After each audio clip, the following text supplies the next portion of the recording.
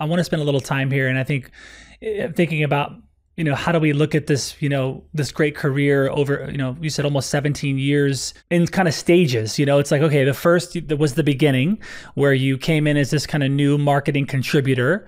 What are some of the things that they threw on your plate? What are some of the things you got exposed to early on? And then did you also feel like marketing leadership was something you wanted quick, or was that coming later on in the marketing journey?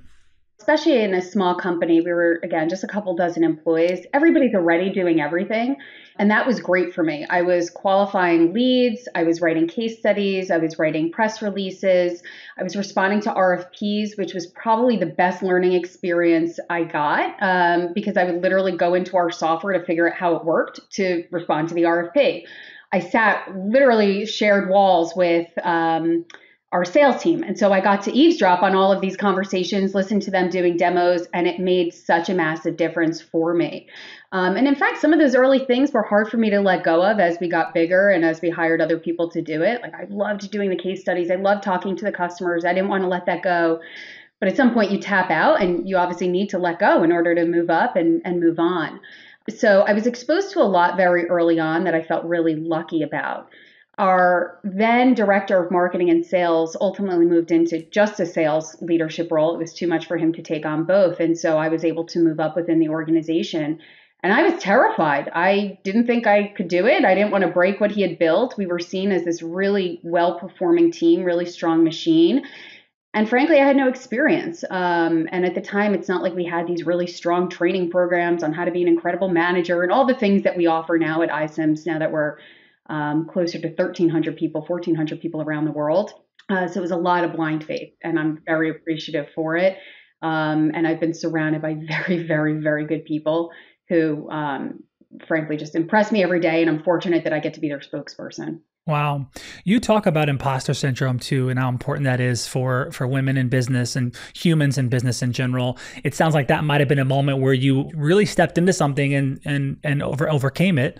And I'm just curious about, kind of the story there for you in pursuing that, stepping into something that had great responsibility and support, but also like a new world you had to push through. A lot of people wouldn't even go there, or they might go there and then back out. Why did you continue on? It's funny because we started this conversation talking about my mom, single mom of twin girls, started this company that we referenced earlier with zero experience. And so I remember explicitly the conversation I had with her at dinner after I was told I was getting this promotion. And I said, like, oh God, I don't want to break anything. I don't know about this. And I really distinctly remember my mom saying, the board, the executive team, et cetera, would not give you this opportunity if they didn't think you can do it, A. And B, the job is not for you to just continue what's been built. It's to create the next best journey for this whole group, for this team, for the business. It's not just keeping the lights on. And so that really, really clearly resonated with me and has been really in the back of my head ever since. She and our founder have also had really similar words of wisdom in terms of hiring people that are better than you in their explicit disciplines to help you rise up, give you lift, et cetera. And that's been really important for me. I've just been really grateful that I've been able to convince so many smart, talented people to come along and hopefully have some fun along the way. They've made all the difference. And I'm really grateful for that. How has the company iCIMS evolved while you've been there, right? And then how have you changed as well along this journey? Oh, in so many ways. It's funny, we were talking a little while ago, how you mentioned it's pretty unusual for CMOs, executives in particular, but CMOs certainly, to have such long tenure at a company, and in tech for sure. And I think that's definitely true in marketing. I tend to see a lot of CMOs come in, maybe they do a brand campaign, get the company from this stage to maybe this stage plus one, and then they jump out and they don't necessarily roll around in it for too long or live in it. And that's not a bad thing. It's not a passing of judgment. It's just common. I've had the ability and the interest to really be with the company through all these different phases of growth, when we were about $1 million in ARR to now approaching more like 350 million ARR. And that's been, obviously very different each stage, different degrees of challenge with each of those, different degrees of scrutiny, of spotlight, going from founder-led to accepting growth equity with Susquehanna Growth, to Vista. Recently, we announced a new relationship with TA Associates. Each has been very, very different. And I think it's very common for executives to come in and say, I'm really good at the 5 to 50 million or the 25 to 50 million stage. And, maybe they hate the larger scale or vice versa. The metrics we look at today weren't even a figment of our imagination 15 years, like we didn't know. And so I've been really proud of myself for being able to step into those new challenges and expectations and degrees of scale and learn something new and not just keep up, but help lead us through those different phases of growth and challenge along the way. Certainly a lot more disciplined, a lot more analytical, and just thinking about things of how do we think bigger about this so that we don't get too much into that thinking small mentality, but never losing that scrap that I think sometimes at bigger companies, you don't see enough of the roll up the sleeves. How do we just get it done and embrace the grit? What would you say if you could whittle it down to one or two, skills you've cultivated over the, decade plus that you've been in marketing and marketing leadership there?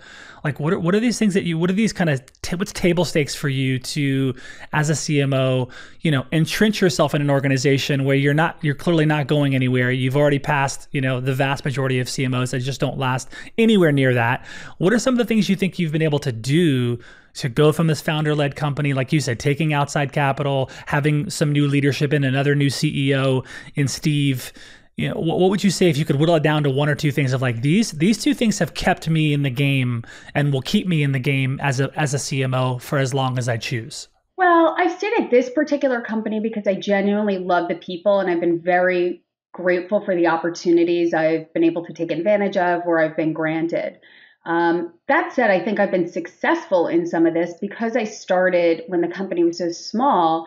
I understood so much more to the left and right of me than I think a lot of CMOs necessarily have the opportunity or bandwidth to do or learn. Like, I love our product. I got really deep in the product really early on where I was doing demos. I was very involved in our partner ecosystem and our product strategy, et cetera. And that was important. I got a lot of time with our customers to really hear from them what's going on. A lot of time with industry analysts to really see what was happening in the industry and not get too myopic or inward focused about that.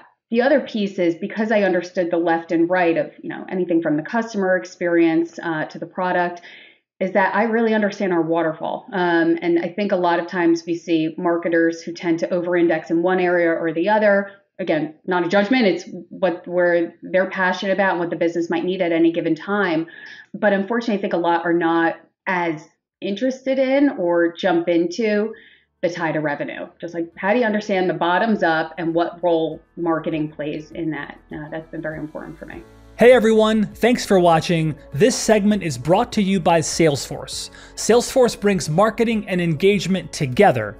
If you want to learn more, head over to salesforce.com/marketing. And please subscribe to this channel for more marketing insights from the world's best marketing leaders across the Fortune 500 and beyond.